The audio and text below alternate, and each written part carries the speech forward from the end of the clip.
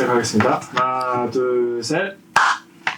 평안하시죠? 2월의 둘째 날 금요일입니다.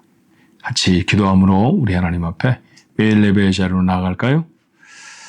저희를 참 귀하게 보셔서 하나님의 자녀로 삼으시니 얼마나 감사한지요.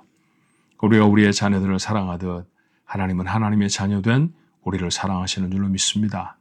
자녀 될 만한 자격이 우리에게 없었음도 하나님 저희가 압니다. 그러나 하나님은 우리에게 자격을 묻지 않으시고 조건을 따지지 아니하시고 그저 불러 하나님이 자녀로 삼으셨습니다. 선언해 내셨습니다. 그리고 그 불확실하고 그 부족한 우리의 모습들을 하나님 닦으시고 다듬으셔서 하나님의 자녀로 삼아 가십니다. 오늘도 그 하나님의 놀라운 일을 이루시기 위해 하루라고 하는 시간을 저에게 도구로 주셨는 줄로 압니다. 이 한 날을 살아가며 보다 더 하나님의 사람 같은 그런 사람으로 바뀌어지고 변화되어지고 하나님께로 더 가까이 가는 저희들 모두가 되어지도록 하나님 도와 주시옵소서. 예수님의 이름으로 간절히 기도하옵나이다. 아멘. 찬송가 424장입니다. 아버지여 나의 마음을 이라고 한 찬송인데요. 424장 함께 마음을 모아서 우리 하나님 앞에 찬송합니다.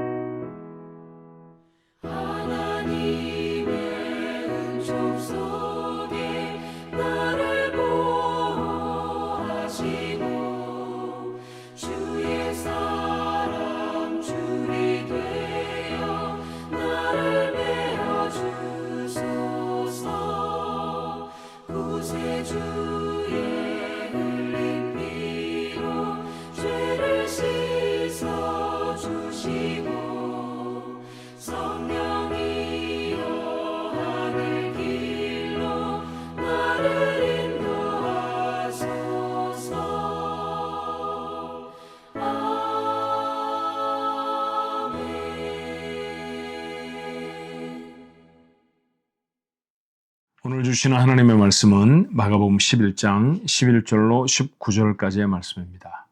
마가복음 11장 11절로 19절의 말씀. 우리 한 목소리로 같이 읽을까요? 예수께서 예루살렘에 이르러 성전에 들어가사 모든 것을 둘러보시고 때가 이미 저물매 12 제자를 데리시고 베다니에 나가시니라.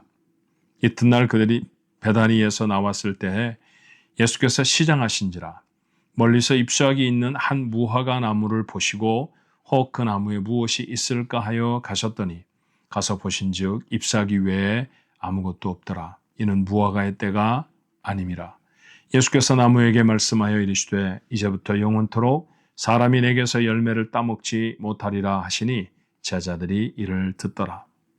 그들이 예루살렘에 들어가니라. 예수께서 성전에 들어가사 성전 안에서 매매하는 자들을 내쫓으시며 돈 바꾸는 자들의 상과 비둘기 파는 자들의 의자를 둘러엎으시며 아무나 물건을 가지고 성전 안으로 지나다님을 허락하지 아니하시고 이에 가르쳐 이르시되 기록된 바 내 집은 만민이 기도하는 집이라 칭함을 받으리라고 하지 아니하였느냐.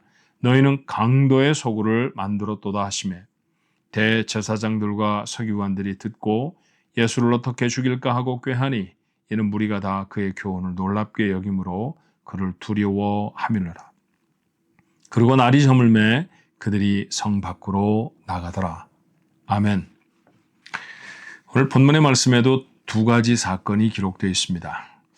시간이 되는 대로 두 사건을 오늘 한번 다 살펴봤으면 좋겠어요. 첫 번째 사건은 예수님이 예루살렘 성에 잠시 계셨다가 다시 베다니로 나오셔서 하루를 지나시고 그 이튿날 다시 성전으로 들어가실 때 시장하셔서 길에 서 있는 무화과 나무에서 열매를 따서 잡수시려고 하셨다는 것이죠.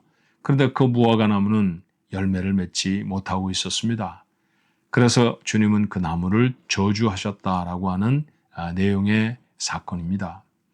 두 번째는 그렇게 예수님이 성전 안에 들어가셔서 성전 안에 이곳저곳을 다 살펴보십니다. 성전은 하나님의 집이죠. 하나님의 아들이시니 그 집은 곧 예수님의 집이기도 합니다. 오늘 예수님이 자신의 소유권을 마치 주장하듯 그렇게 성전을 구석구석 살피는 모습을 오늘은 아주 유심히 살펴보게 됩니다. 그런데 곳에 장사하는 사람들이 있었습니다. 그들의 장사하는 상을 다 엎으시고 그리고 그들을 그곳에서 내어 쫓으십니다. 예수님의 평생에 기록된 내용 중에 이처럼 불같은 분노를 우리는 본 적이 없죠. 대단히 분노하셨다는 것입니다. 무엇 때문에 이렇게 분노하셨을까? 성전을 정결하게 하셨던 예수님의 분노가 오늘 본문에 기록되어 있는 두 번째 사건입니다. 첫 번째, 무화과에 대한 이야기를 좀 해볼까요? 무화과는 이스라엘 백성 속에 가면 어디나 심겨져 있는 나무 중에 하나입니다. 올리브 나무가 중동 지방에 참 많죠. 이스라엘에도 올리브 나무도 참 많아요. 그런데 그에 못지않을 정도로 무화과 나무가 많고요. 무화과 나무의 열매는 식용으로 사용해서 주림을 해결하는데 유용하게 사용이 되어졌습니다. 무화과를 따서 그대로 먹어도 좋고요. 말려서 먹어도 참 좋은 그런 이스라엘의 음식입니다. 그런데 이 무화과를 찾으시던 무화과 나무에 무화과가 없었어요. 잎만 무성했습니다. 그래서 예수님이 얼마간 화가 나셨다는 것이죠. 그 나무를 저주하셨습니다. 오늘 마가는 기록하지 않고 있습니다만 다른 복음서를 보면 이후에 제자들이 그 나무 곁을 지나는데 그 나무가 바짝 말라서 죽어버렸던 사실을 발견하게 됩니다. 예수님이 열매를 찾지 못하시는 나무를 명하셔서 벌을 주신 것이죠. 열매 맺지 못하는 인생은 이처럼 하나님 앞에 기쁨이 되지 못한다라고 하는 말씀이 우리에게 이 사건을 통해 주시는 가장 중요한 교훈일 것입니다. 그런데 오늘 마가가 기록하고 있는 내용 하나가 좀 의미심장해서 본문을 자칫 오해하게 만드는 것이죠. 자, 이런 말씀이에요. 13절에 보니까 멀리서 잎사귀 있는 한 무화과 나무를 보시고 혹 그 나무에 무엇이 있을까 하여 가셨더니 가서 보신즉 잎사귀 외에 아무것도 없더라. 그런데 마가가 이렇게 기록합니다. 이는 무화과의 때가 아님이라.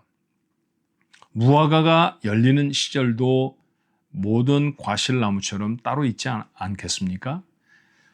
사과가 봄에 열리지는 않지요. 그렇죠? 여러분은 그것을 잘 압니다. 자, 어떤 나무든지 과일 열매는 그 과일의 때, 그때 열매를 맺습니다. 그러니 이 무화과 나무는 자신의 열매를 맺을 때가 아니라는 거예요. 그러니까 무화과 나무에 열매가 없다라는 것, 그것을 보고 예수님이 나무를 꾸짖으신 것은 예수님이 좀 과하신 것 아닌가 생각하는 분들이 계십니다. 나무는 하나도 잘못한 건 없는데 애꿎게 열매를 찾지 못한 예수님이 분풀이를 하신 것처럼 이 본문을 오해할 수 있죠. 그런데 여러분, 이 내용은 그런 것이 아닙니다. 사실 무화과는 1년에 2번 거둔다고 해요. 좀 이른 시절에 3월, 4월쯤에 한번 무화과를 걷게 되는데 그때 걷는 무화과 이름을 바게라고 부릅니다. 그리고 두 번째 정말 제대로 된 무화과를 얻는 것은 8월, 9월경에 얻게 되어지는데 이걸 테헤나라고 하죠. 예수님 지금 머무르고 계시는 동네들이 다 이 무화과가 풍성한 동네였다는 사실을 우리가 기억해야 합니다. 왜냐하면 빠게라는 말, 이 빠게의 집이라고 하는 뜻의 이름, 집은 벳이라고 부르거든요. 그러니까 벳바게라고 하는 것이 바로 이 빠게 열매를 많이 맺는 그런 무화과가 가득한 그런 동리라는 것이고요. 테헤나, 베다니라고 하는 말씀. 조금 발음은 다를 수 있는데 이 베다니라고 하는 말씀도 여전히 이 테헤나라고 하는 그런 무화과를 얻는 그곳을 기념해서 불렀던 지역으로 그렇게 알려져 있습니다. 근데 빠게는 좀 일찍 얻게 되는 무화과고요. 그 다음에 이 테헤나는 여름철에 얻게 되는 무화과죠. 자, 예수님은 이제 일주일 정도 있으시면 십자가에 달려 돌아가실 것이고요. 그 절기가 유월절이라고 하는 사실을 우리가 압니다. 유월절은 우리가 사용하는 달력으로 3월, 4월쯤에 있어요. 자, 그렇다고 하면 이때 맺어야 하는 열매는 빠게라고 하는 열매이죠.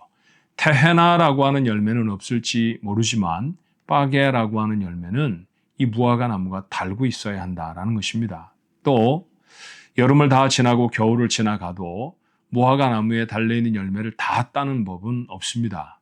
사실은 지나가는 나그네를 위해서 경건한 유대인들은 자신의 소유의 무화과 나무에서 열매를 다 따내지 않는 것이고요. 그리고 지나다니는 사람이 아무리 배가 고프고 자기들의 식구를 먹이겠다고 해도 한 나무에 무화과를 다 털어가는 것은 옳지 않은 일이라고 생각했기 때문에 당연히 겨울을 지난 늦은 테헤나도 이 나무에 있어야 합니다. 그러니까 그것이 빠게였든 테헤나였든 어떤 종류의 이른 무화과든 늦은 무화과든 무화과를 달고 있어야 한다는 것이죠. 그런데 이 나무는 아무 열매도 달고 있지를 못했습니다. 열매를 맺지 못할 당연한 이유가 되는 시절이 아니라 그 나무는 당연히 열매를 맺고 있어야 하는 때여야 했다는 것이죠. 그래서 예수님은 그 나무를 저주하신 것입니다. 이렇게 읽어보면 예수님의 말씀이 담고 있는 진리를 우리가 다시 한번 새롭게 마음에 담을 수 있죠. 열매 맺지 못하는 인생은 이처럼 하나님의 걱정거리가 된다는 사실을 우리가 기억해야 할 것입니다. 어떤 열매를 여러분의 삶에 맺고 계십니까? 이번 한 달을 살아가면서 하나님이 원하시는 아름다운 열매, 특별히 지난해 우리가 생각해 보았던 성령의 열매들이 여러분의 삶에 맺혀졌으면 참 좋겠습니다. 자, 두 번째 사건은 예수님이 성전에 들어가셔서 그 성전을 청결케 하시는 사건입니다. 그곳에 장사하는 사람들이 있었죠. 아니 무슨 성전 안에서 장사하는 사람들이 있어? 라고 생각하실 것입니다. 그런데 이것도 사실은 장사하는 사람이 정당한 이유를 가지고 있었다는 사실을 아십니까? 자, 이스라엘 백성은 멀리 퍼져서 사는 사람들이었습니다. 외국에서 사는 사람도 있었을 것이고요. 예루살렘에 예배하러 오기 위해서 저 북쪽 단에서부터 내려온다고 하면 며칠이나 걸려야 하는 여행을 감당해야 하는 그런 곳이 바로 예루살렘입니다. 그런데 예루살렘에 올 때마다 하나님 앞에 예물을 드려야 하잖아요. 성전의 세계를 드려야 합니다. 이스라엘 사람들은 지금도 자신들이 사용하고 있는 돈의 단위를 세켈이라고 부릅니다만 그 세겔로 성전 헌금을 드려야 하거든요. 성전세라고 표현되어 있기도 하죠. 그런데 데나리온과 같이 로마 사람들이 지배하는 곳에서 살아가던 사람들이 사용하던 돈을 가지고 왔다고 하면 성전의 세겔로 환전을 해야 하죠. 그래서 성전에 제대로 된 헌금을 드리기 위해서는 환전소가 필요했던 것입니다. 재물만 해도 그렇죠. 멀쩡한 재물을 자신의 집에서 데리고 출발할 때에는 문제가 없었습니다만 그 양이나 소 혹은 비둘기를 가지고 오는 동안에 긴 여행이 그들 짐승들에게 어쩌면 상처를 만들 수도 있고 해를 입혔을 수도 있습니다. 상처나거나 병든 것은 하나님 앞에 제물로 드릴 수 없었거든요. 그래서 이스라엘 백성들은 위험하게 자기의 집에서부터 제물을 가져오는 것보다 성전에 와서 하나님 앞에 드릴 제물을 사곤 했었습니다. 그러니까 더 좋은 예배, 더 정성 들인 제사를 위해서 환전을 하거나 또는 재물을 파는 사람들은 당연히 있어야 하는 것이었죠. 그런데 왜 이들을 향해서 예수님은 화를 내신 것일까요? 예수님 당시에 이 일들은 제사장과 사두개인들이 독점하고 있었습니다. 그래서 독점적인 사업에는 비리가 따르게 마련이죠. 지나치게 값을 많이 치르게 되기도 하고요. 때로는 좋은 재물, 그러니까 흠이 없는 재물을 그들이 팔아야 함에도 불구하고 흠이 있는 것도 버젓이 곳에서 팔면서 제사를 드리게 했던 것입니다. 그러니까 바꾸어 말하면 저들 속에는 얼마나 하나님 앞에 더 귀하게 바로 예배를 드리나라고 하는 생각은 추워도 없었다는 것이죠. 오직 우리가 잘 팔아서 어떻게 이익을 남기는가, 어떻게 환전을 수수료를 떼고 해주어서 내가 더 많은 돈의 이익을 얻는가라는 것에 모든 관심이 다 있었다는 것입니다. 그러니 하나님을 팔아서 자신의 유익을 삼으려고 하는 사람들이라는 것이죠. 성전은 그런 사람들이 있어야 하는 곳은 아닙니다. 그런데 여러분, 이 말을 좀 이렇게 일반화시켜서 제가 여러분에게 드린 말씀처럼 생각해 보면 우리의 마음도 조금씩은 하나님 앞에 부끄러워지지 않습니까? 자신의 이익을 위해서 하나님을 사용하는 자, 옳지 않다는 것이죠. 우리가 하나님 앞에 드리는 기도들은 어떻습니까? 하나님의 뜻, 하나님의 영광을 위한 목적의 기도인지 아니면 정말 그냥 나한테만 필요한 것인지, 오늘 내가 예배당을 출입하면서 내 마음에 가장 간절한 소원은 이렇게 하면 하나님이 내게 복을 주실 거야 라고 하는 것인지, 아니면 하나님의 영광을 위해서 내 삶을 다 드려서 우리 하나님 앞에 예배를 드리는 것인지 한 번쯤 돌아보고 점검해 보아야 하지 않겠습니까? 그래서 주님은 성전은 하나님께 기도하는 집이다 라고 말씀하신 까닭이 거기에 있는 것 같아요. 기도라는 것이 내 삶의 목적을 이루기 위해 사용하는 수단이 아니라 하나님의 뜻이 내 삶에 이루어지길 위해 하나님의 도우심을 구하는 방법이 되어야 하지 않습니까? 오늘 우리의 기도가 오늘 이 말씀들을 통해서 좀 달라질 수 있으면 좋겠고요. 우리의 예배당을 출입하는 모습에 그 삶의 태도와 중심이 조금 더 달라질 수 있었으면 좋겠습니다. 오늘 예수님이 보통 때와는 다르게 조금쯤 화가 나신 모습을 두 가지 사건을 통해서 보았습니다. 이것은 하나님의 마음을 어지럽게 하는 것이죠. 그렇죠. 열매를 맺지 못하는 삶, 또 자신의 유익을 구하며 하나님 앞에 나오는 삶, 모두 다 하나님 앞에 합당한 사람은 아닙니다. 열매 맺는 인생이 되십시다. 하나님의 영광을 위해서 살아가는 우리 모두가 되십시다. 그런 다짐을 오늘 이 매일 아침 속에 여러분의 마음에 담을 수 있는 귀한 시간이 되어졌으면 참 좋겠습니다. 기도하겠습니다. 은혜와 사랑이 많으신 하나님, 오늘 말씀은 저희들이 가시는 말씀입니다. 2000년이나 지났지만 열매 맺지 못한 무화과 나무가 저주를 받았던 것처럼 우리의 삶에 하나님이 원하시는 합당한 열매를 맺지 못할 때가 얼마나 많은지 모릅니다. 성전에서 동전을 바꾸어주고 재물을 대신해서 팔던 사람들, 예배를 돕는 사람들임에 분명했습니다만 시간이 점점 지나가며 저들은 자신의 이속밖에 다른 것은 아무 것에도 관심이 없었습니다. 이렇게 하나님 앞에 나오는 것이 우리의 이속 때문이라고 하면 우리는 잘못된 인생을 살아가는 겁니다. 하나님의 영광을 위해 살아가는 저희들이 되게 하옵소서. 하나님의 영광이 내 삶에 이루어지기를 원해 하나님 앞에 무릎을 접는 저희 모두가 되게 해 주옵소서.